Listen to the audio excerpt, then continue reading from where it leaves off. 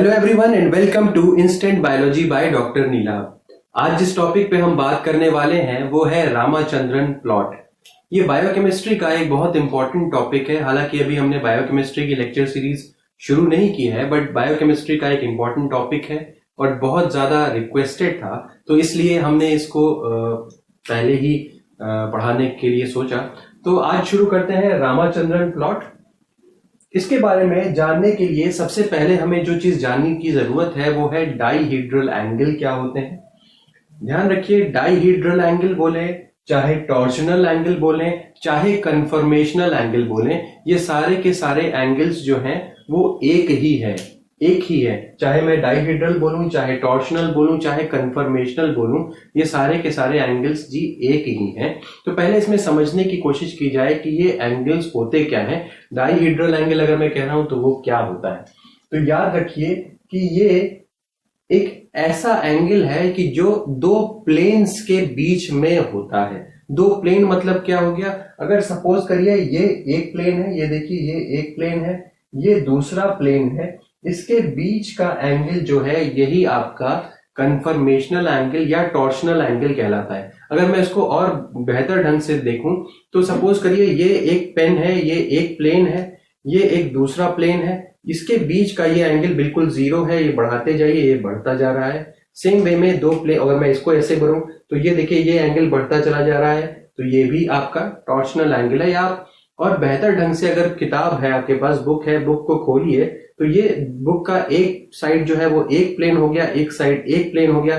तो जैसे ही आप बुक खोल रहे हैं तो क्या हो गया, ये जो बीच में जो एंगल बन रहा है वो क्या है, टॉर्शनल एंगल है। ध्यान रखिएगा इस पॉइंट को। तो अब टॉर्शनल एंगल का, यहाँ पे प्लेन्स के बीच में एंगल का क्या रोल है रामाचंद्रन प्लॉट में, ये देखना आवश्यक है, इसको देखना जरूरी है। तो देखिए, अगर हम एक नॉर्मल एक पेप्टाइड चेन देखें या एक ऐसा चेन देखें जिसमें कि कई सारे अमाइनो एसिड्स हैं। आपको पता होगा बेसिक्स बायोकेमिस्ट्री में जब प्रोटीन की बात करते हैं तो प्रोटीन में क्या होता है, प्रोटीन बने किस चीज से हैं, अमाइनो एसिड से बने हुए हैं। और इसमें अमाइनो एसिड 1, 2, 3 इस तरीके से बहुत सारे अमाइनो एसिड्स पेप्टाइड बॉन्ड से लिंक्ड रहते हैं और फाइनली क्या बना लेते हैं, एक लंबी सी पेप्टाइड चेन बना लेते हैं। फिर कभी और बात करेंगे कि अमाइनो एसिड्स और उसकी प्रॉपर्टीज क्या होती हैं, उसके बारे में डिस्कशन कभी और किया जाएगा। लेकिन आज के लिए यहीं से शुरुआत करते हैं। ये देखिए, ये पेप्टाइड चेन आपको नजर आ रही है, इसमें अमाइनो एसिड्स हैं। देखिए तो जरा यहाँ पे आपको नजर आ रहा होगा कि ये सी अल्फा, इसके साथ सी डबल बॉन्ड ओ नजर आ रहा है, फिर इसके साथ यहाँ पे NH है, फिर C alpha C double bond O NH, C alpha. इस तरीके से ये पेप्टाइड चेन, आपको पता ही होगा कि एक सी अल्फा से इधर C double bond O attach होगा और इस साइड यहाँ पे NH अटैच होगा, NH2 वाला NH अटैच होगा। लेकिन हमें उससे मतलब नहीं है, हमें मतलब किससे है, बस आगे बढ़ रहे हैं हम लोग, पीछे इधर से मतलब नहीं है। तो ये देखिए, ये क्या है, पोर्शन अमाइनो एसिड 1 का है, इसका सी डबल बॉन्ड ओ यहाँ पे लगा हुआ है। फिर यहां से शुरू हुआ अमाइनो एसिड सेकेंड, इसका NH ग्रुप, इसका C double bond O group हुआ। क्या होगा आपको पता है पेप्टाइड बॉन्ड कैसे फॉर्म होता है, COOH ऐसे करके, और इधर NH और H, क्योंकि ये NH2 ग्रुप जुड़ा रहता है तो COOH और NH2, और यहाँ पे ये दूसरा जो इधर एक अमाइनो एसिड है, इधर दूसरा अमाइनो एसिड है। तो होता क्या है कि ये OH और ये H निकल करके H2O बना देता है, तो इसलिए पेप्टाइड बॉन्ड फॉर्मेशन में वाटर जो है वो निकल के बाहर चला जाता है। तो यहां पर भी देखिए, इसीलिए NH C double bond O NH, फिर इधर C double bond O NH, ये क्या है, दीज आर पेप्टाइड बॉन्ड्स। तो ये समझ में आ गया होगा। तो ये मेरा एक पेप्टाइड बॉन्ड इधर हो गया, फिर ये NH सी अल्फा, फिर C double bond O NH, ये एक और पेप्टाइड बॉन्ड हो गया। तो यहाँ पे देखिए आपको नजर आ रहे हैं कि ये दो पेप्टाइड बॉन्ड जो है ये दिख रहे होंगे आपको। इससे क्या हो गया, दो पेप्टाइड बॉन्ड से आपके 3 अमाइनो एसिड लिंक्ड है। जो इधर वाला यहाँ से एक अमाइनो एसिड था, फिर यहाँ से दूसरा अमाइनो एसिड यहाँ तक शुरू हुआ, NH से सी डबल बॉन्ड O तक, ये दूसरा अमाइनो एसिड है, फिर सी डबल बॉन्ड O के बाद NH से आगे ये तीसरा अमाइनो एसिड है। 3 अमाइनो एसिड यहाँ पे लिंक्ड है। इतनी बात समझ में आई होगी, ठीक। अब जरा याद देखिए, इसमें इंपॉर्टेंट क्या है, इसमें 3 एंगल्स जो हैं वो इंपॉर्टेंट हैं, या 3 जो एंगल्स फॉर्म हो रहे हैं इसमें एक ये इंपॉर्टेंट है। कौन कौन से एंगल्स हैं जरा इसको देखिए। सबसे इंपॉर्टेंट जो यहाँ पे एंगल आपको दिख रहा है जिसके बेसिस पे या अमाइनो एसिड या पेप्टाइड चेन बनी है, वो कौन सा एंगल है, वो कौन सा बॉन्ड है? This is peptide bond. तो देखिए C double bond O NH, this is called as peptide bond. ये पेप्टाइड बॉन्ड है। अब इसकी कुछ खासियतों के बारे में आपको जानकारी होनी चाहिए। CSIR, गेट और कई सारे एग्जाम्स में पेप्टाइड बॉन्ड के कॉन्सेप्ट के ऊपर क्वेश्चन आता है। जरा देखिए क्या होता है कि यहाँ पे लोन पेयर ऑफ इलेक्ट्रॉन्स होने की वजह से O के ऊपर क्या होता है, ये जो है ये जो पेप्टाइड बॉन्ड है CN वाला, जो ये पेप्टाइड बॉन्ड आपको दिख रहा है, ये डबल बॉन्ड कैरेक्टरिस्टिक शो करता है। ये सिंगल बॉन्ड नहीं है, आपको दिखता है CN सिंगल बॉन्ड, लेकिन ये डबल बॉन्ड कैरेक्टरिस्टिक शो करता है। एक्चुअल में टू बी मोर प्रिसाइज ये partial double bond characteristic show करता है। अगर हम और डीप में जाएं तो लगभग 40% कैरेक्टर जो है इसके अंदर, इस बॉन्ड के अंदर, it is double bond, partial double bond character. 40% जो है वो डबल बॉन्ड कैरेक्टर है। 40% डबल बॉन्ड कैरेक्टर। क्यों हो रहा है जी ऐसा? क्योंकि ये O देखिए, जरा O को आप देखिए, ये यहां से सिंगल बॉन्ड बनाता है, फिर जब लोन पेयर इसके ऊपर गिरता है तो क्या है, यहाँ पे भी बीच में ये बॉन्ड और ये बॉन्ड आपस में ऑसिलेट करते रहते हैं, रेजोनेंस में ऑसिलेट करते रहते हैं। तो कभी ये डबल बॉन्ड, कभी ये डबल बॉन्ड, कभी ये डबल बॉन्ड, कभी ये डबल बॉन्ड, इस तरीके से चीजें चलती रहती हैं। तो इसीलिए मैं कह रहा हूं peptide bond has a partial double bond characteristic. ये समझ में आ गया होगा। अगर इस पर से यहां से एक और क्वेश्चन उठता है कि इस डबल बॉन्ड कैरेक्टरिस्टिक की बॉन्ड लेंथ क्या होगी, या जो पेप्टाइड बॉन्ड होता है उसकी बॉन्ड लेंथ क्या होती है? आपको पता है कि सिंगल बॉन्ड की बॉन्ड लेंथ जो होती है वो सबसे अधिक होती है। उसके बाद आएगा आपका पेप्टाइड बॉन्ड की बॉन्ड लेंथ, और उसके बाद सबसे कम बॉन्ड लेंथ आएगी डबल बॉन्ड की, और उससे भी कम बॉन्ड लेंथ होगी ट्रिपल बॉन्ड की। तो यहां से एक क्वेश्चन और उठता है जो मैंने आपसे ये डिस्कस कर दिया यहाँ पे पेप्टाइड बॉन्ड लेंथ के ऊपर। तो ये कॉन्सेप्ट क्लियर हो गया होगा। अब आगे थोड़ा सा डिस्कशन करते हैं कि हमें तो बात करनी है रामाचंद्रन प्लॉट की, उसको डिस्कस करना है। चलिए पहले ये देख लेते हैं। याद रखिए, अब इस पेप्टाइड बॉन्ड के अराउंड भी देखिए, ये पेप्टाइड बॉन्ड क्योंकि पार्शियल डबल बॉन्ड कैरेक्टर है, आपको पता है कि सिंगल बॉन्ड के अराउंड रोटेशन पॉसिबल होता है। अगर मैं कहूं कि ये देखिए ये सिंगल बॉन्ड है, तो यहां इसके अराउंड जो है वो रोटेशन पॉसिबल है। बट जब ये यहाँ पे पार्शियल डबल बॉन्ड कैरेक्टर आ जाएगा, ये दो डबल बॉन्ड इस तरीके से जुड़ जाएंगे, तो क्या होगा कि ये मुड़ नहीं पाएगा, या ये रोटेशन इसके बीच में पॉसिबल नहीं हो पाता। तो जब रोटेशन पॉसिबल नहीं हो पाएगा तो क्या होगा कि ये जो या तो इसके में एंगल 180 डिग्री का होगा या एंगल 0 डिग्री का होगा। पेप्टाइड बॉन्ड के अक्रॉस मैं समझाता हूं 0 डिग्री और 180 डिग्री का क्या मतलब है। देखिए अगर आप ध्यान दें तो जब C अल्फा और C अल्फा दोनों, जो C अल्फा का मतलब यहाँ पे जो इस C डबल बॉन्ड O वाले जो C अल्फा होगा, जो इधर C अल्फा होगा, वो अगर एक डायरेक्शन में है और दूसरा वाला C अल्फा दूसरे डायरेक्शन में है, तो इसको क्या बोलिएगा? ट्रांस बोलिएगा। ठीक, बात समझ में आई? ट्रांस है। ट्रांस में एंगल जो है या ओमेगा जो है, याद रखिएगा, rotation around peptide bond is always called as omega. Peptide bond के अराउंड जो रोटेशन होने वाला है उसको क्या बोलिएगा? ओमेगा बोलते हैं। तो जब ओमेगा की वैल्यू या तो 180 डिग्री होगी, ट्रांस कंडीशन में या तो 180 डिग्री होगी, और सिस कंडीशन में या तो ओमेगा 0 के बराबर होगा। तो देखिए यहाँ पे C अल्फा क्या है? 0 के बराबर है या तो 180 के बराबर होगा। ठीक, समझ में आ गई होगी इतनी बात। कब 180 कब 0? ट्रांस कंडीशन में 180, सिस कंडीशन में 0। क्यों भाई, ऐसा क्यों है? जब दोनों अमाइनो एसिड एक इस तरीके से, अगर अमाइनो एसिड की बात करें, ये इधर हो गया, एक इधर हो गया, अगर सोचिए तो इन दोनों के बीच में एंगल कितना हो गया? 180 डिग्री हो गया। और अगर दोनों ही एक डायरेक्शन में दिखाई दे रहे हैं, C अल्फा एक डायरेक्शन में दिखाई दे रहे हैं, then angle is 0 degree. Omega क्यों बोल रहे हैं? क्योंकि पेप्टाइड बॉन्ड के अलोंग रोटेशन जो है that is called as omega. तो इधर ओमेगा इज 0 डिग्री और 180 डिग्री। सो ये एक एंगल हो गया, आई मीन टू से कि कन्फर्मेशनल या टॉर्शनल या डाइहीड्रल एंगल का पहला एंगल हम लोगों ने डिस्कस कर लिया, जो कि ओमेगा होता है, पेप्टाइड बॉन्ड वाला एंगल होता है। बात समझ में आ गई होगी, क्लियर हो गया होगा। अब आगे जरा बढ़ते हैं कि दूसरा एंगल क्या है। यहां से एक्चुअली रामाचंद्रन प्लॉट की कहानी शुरू होती है। जरा देखिए दूसरा एंगल भी आपको यहां पे दिख रहा होगा। देखिए ये आपको N और C अल्फा, और दूसरा एंगल क्या दिख रहा है जी? C अल्फा और C। ये आपको दिख रहा है C अल्फा और C, ये C अल्फा और ये C, और N और C अल्फा, ये देखिए ये एंगल्स भी तो हैं, ये जो बॉन्ड है ये भी तो एक एंगल बना रहा है, ये देखिए ये भी तो एक एंगल बना रहा है, और ये याद रखिए ये तो सिंगल बॉन्ड है। अभी अभी हम लोगों ने कहा था कि सिंगल बॉन्ड के अराउंड रोटेशन पॉसिबल होता है, तो यहाँ पे सिंगल बॉन्ड और दूसरा कौन सा नजर आ रहा है आपको, NC अल्फा। मैं साइड चेन की बात नहीं कर रहा, यहाँ पे मैं बात कर रहा हूं मेन चेन की, बैकबोन की। तो NC अल्फा एक और है और C अल्फा C ये दूसरा एंगल है।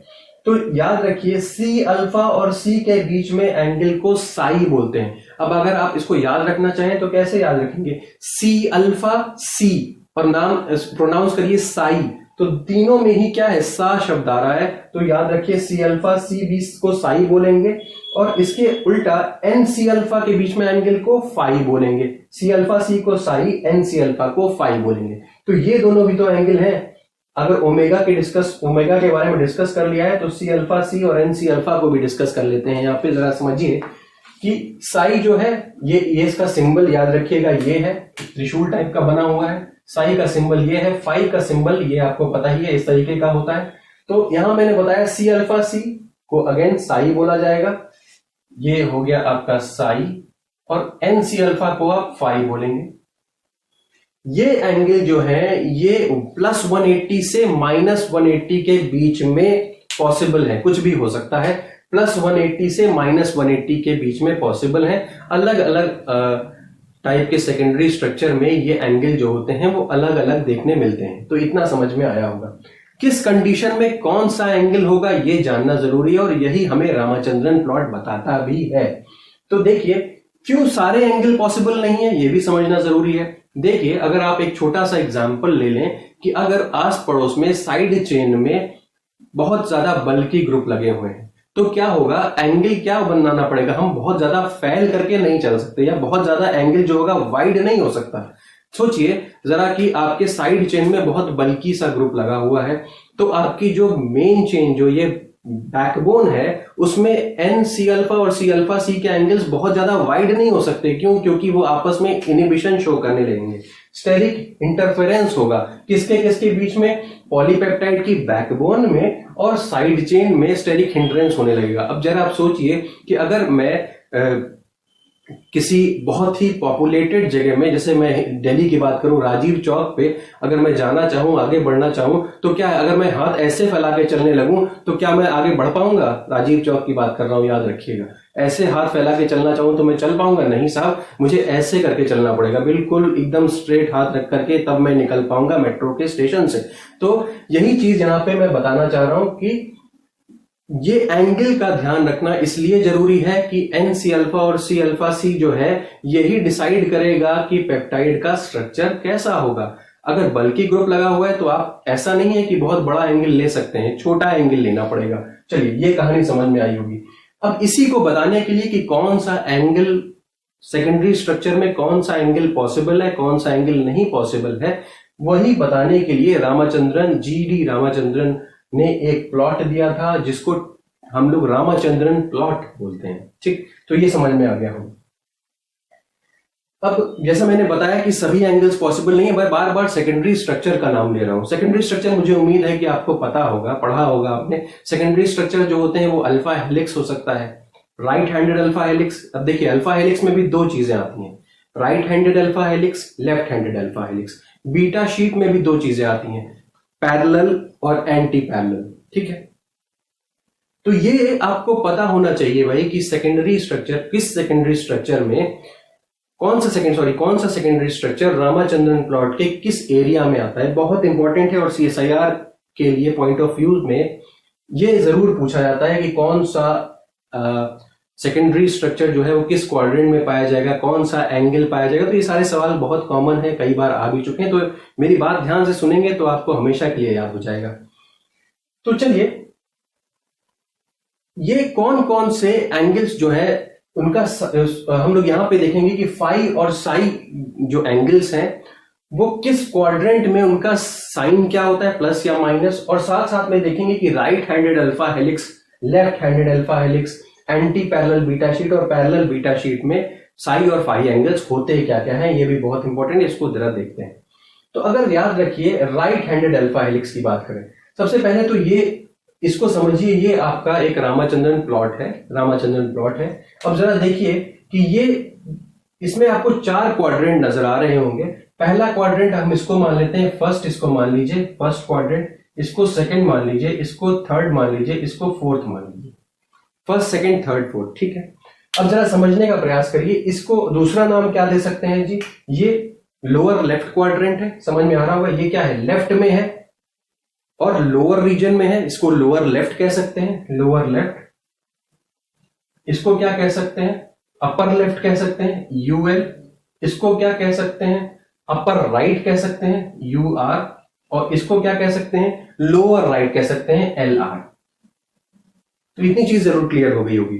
अब जरा इसको आगे और डिटेल में समझने की कोशिश करें। ये जो आपका वाई एक्सिस है, इस पे साई दिख रहा है आपको, और ये जो आपका एक्स एक्सिस है, इस पे फाई है। डिग्रीज है, दोनों ही जो है डिग्री में मेंशन्ड है, ऊपर साई नीचे फाई डिग्री में मेंशन्ड है।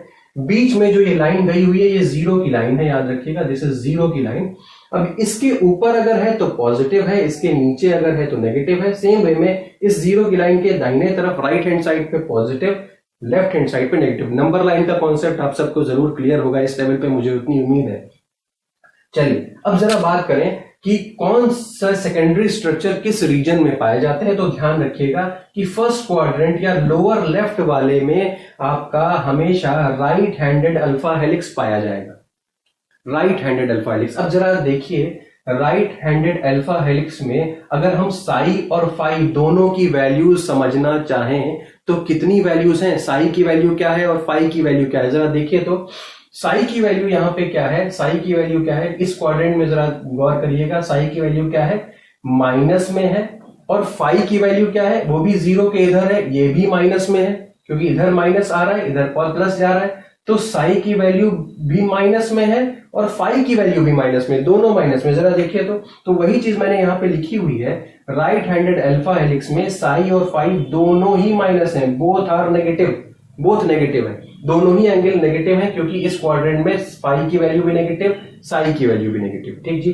तो अगर आप इसको पता करें कि कितनी क्या एंगल होगा, तो 3.613 जो हेलिक्स है, इसके बारे में पढ़ा होगा आपने। 3.613 हेलिक्स में फाई की वैल्यू -57, साई की वैल्यू -47 होती है। वहीं अगर 310 हेलिक्स की बात की जाए तो ये एंगल -49 फाई और साई -26 है। पहले तो आप ये देखिए कि दोनों ही एंगल माइनस में है, तो कम से कम आप इतनी चीज जरूर याद रखिए कि राइट हैंडेड अल्फा हेलिक्स में कौन सा फाई और साई की वैल्यूज माइनस होगी कि प्लस होगी।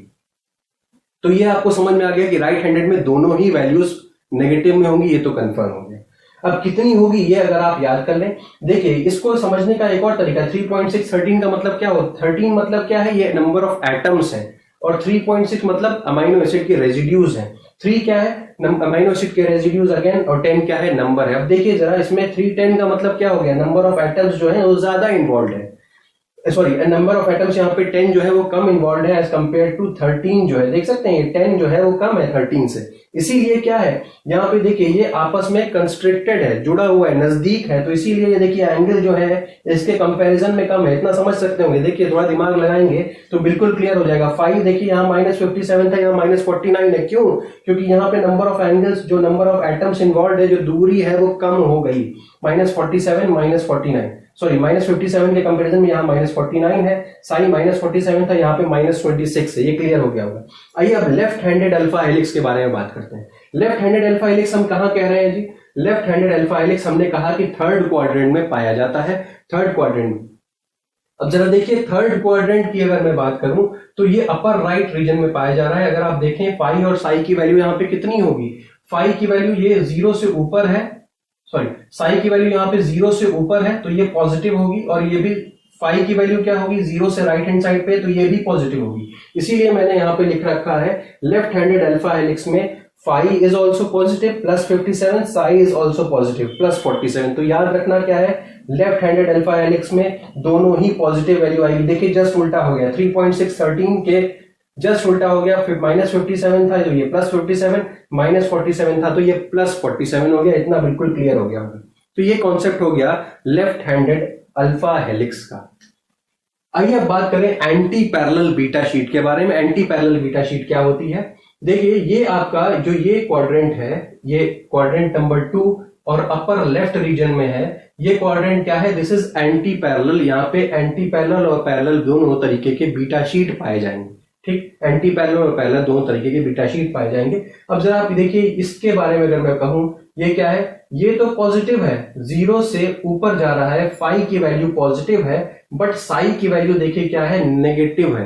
तो एक पॉजिटिव और एक नेगेटिव। कौन सा पॉजिटिव कौन सा नेगेटिव? फाई वाला, ये जो फाई वाला है वो नेगेटिव है, साई वाला जो है वो पॉजिटिव है। तो देखिए मैंने यहाँ पे लिखा भी है, psi is positive, phi is negative. यहां पर भी देखिए psi is positive, phi is negative. तो ये दोनों वैल्यूज जो है एंटी पैरेलल और पैरेलल, जरा आप देख सकते हैं यहाँ पे कि पैरेलल जो है वो, अगर हम साई की वैल्यू कंपेयर करें, साई इज इक्वल टू यहाँ पे 113 है, यहाँ पे 135 है। मतलब क्या हो गया? ये जो है ये इस रीजन में आपका आ रहा होगा पैरेलल बीटा शीट, और उसी से थोड़ा ऊपर आ रहा होगा anti parallel beta sheet. Parallel और उसके ऊपर आ रहा होगा एंटी पैरेलल। आप एंगल से भी देख सकते हैं। और वहीं अगर हम लोग साई की बात करें, सॉरी फाई की बात करें, फाई इज इक्वल टू -139 और -109। तो -139 किधर होगा और -109 किधर होगा? अगर इस एक्सिस की बात करिए तो पहले यहाँ पे -180 है, आप इधर बढ़ते चले जाएंगे, ज्यादा इस तरफ नजदीक एंटी पैरेलल इधर होगा, एंटी पैरेलल, और इधर होगा आपका पैरेलल। क्यों? एंटी पैरेलल जो है -139 है, पैरेलल -119 है, तो इधर कहीं पैरेलल पाया जाएगा, इधर एंटी पैरेलल पाया जाएगा। तो ये समझ में आ गया होगा कि पैरेलल और एंटी पैरेलल बीटा शीट क्या होता है। याद रखना है, बीटा शीट में जो साई है वो पॉजिटिव दिख रहा है, जो फाई है वो नेगेटिव दिख रहा है। तो एक पॉजिटिव एक नेगेटिव, ये भी बता दिया कौन सा पॉजिटिव कौन सा नेगेटिव। एंगल्स जरूर याद रखिएगा, इस पर से डायरेक्ट क्वेश्चन आ जाता है CSIR के ऊपर।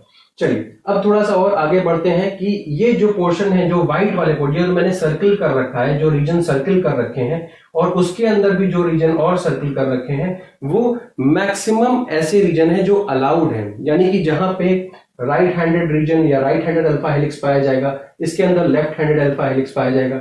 ये जो रीजन पाया जाता है इसके अंदर बीटा शीट पाया जाएगा। तो ये जो रीजन है वो डार्क कलर्ड होते हैं, ब्लैकिश होते हैं जब आप एक्चुअल रामाचंद्रन प्लॉट देखेंगे। मतलब वहां पे पाए जाने की अगर वहां पे कोई पाया जाता है, कोई अमाइनो शीट पाया जाता है, that is in allowed reason. वो अलाउड है। क्यों अलाउड है जी? क्योंकि उसके फाई और साई एंगल्स जो हैं वो रामाचंद्रन प्लॉट के हिसाब से ओके हैं, वो ठीक है, वो स्टेरिक हिंड्रेंस जो है वो कॉज नहीं करेगा। तो ये क्लियर हो गई। तो व्हाइट वाले जो है वो स्टेरिकली डिसअलाउड है। अगर इसमें कहीं कुछ पाया जाएगा तो वो डिसअलाउड रीजन में होगा।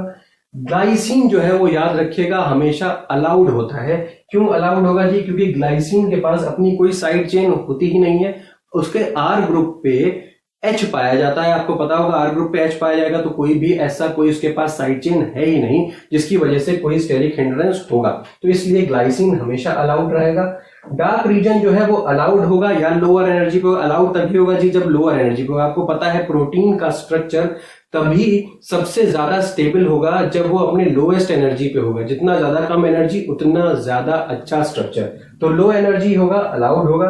और जो इसके बाहर जो रीजन है ये हल्का सा ग्रेइश में दिखाया जाता है, ये ग्रेइश में दिखाया जाएगा। तो ग्रेइश में allowed to come a little close, थोड़ा सा नजदीक आने के लिए अलाउड है। मैंने कहा ना कि जो स्टेरिक हिंड्रेंस क्या होता है, स्टेरिक हिंड्रेंस में क्या होता है कि आपके साइड चेन और आपका जो पेप्टाइड जो बैकबोन है उसके बीच में स्टेरिक हिंड्रेंस होता है। तो थोड़ा सा नजदीक आ सकता है, ज्यादा नजदीक नहीं जा सकता। इस रीजन में allowed to come a little close. ये आपका जो ग्रेइश रीजन है, जो बाहर का रीजन है, जिसमें भी थोड़ा सा अलाउड है। मेजर अलाउड रीजन कौन सा है? जो अंदर रहता है, डार्क कलर का है। व्हाइट वाला रीजन अलाउड नहीं है। अब मैं आपको थोड़ा सा और बायोइन्फॉर्मेटिक्स के बारे में बताता हूँ। बहुत सारे ऐसे सॉफ्टवेयर्स हैं जिनकी हेल्प से आप प्रेडिक्ट कर सकते हैं रामाचंद्रन प्लॉट एनालिसिस। यानी कि आपका कोई अगर स्ट्रक्चर ऐसा है जो अननोन है, अभी अभी आपने उसको मॉडल किया है या यूज किया है, आप पता करना चाहते हैं कि उसका स्ट्रक्चर जो है वो ठीक है कि नहीं है, then you can go for Ramachandran plot analysis.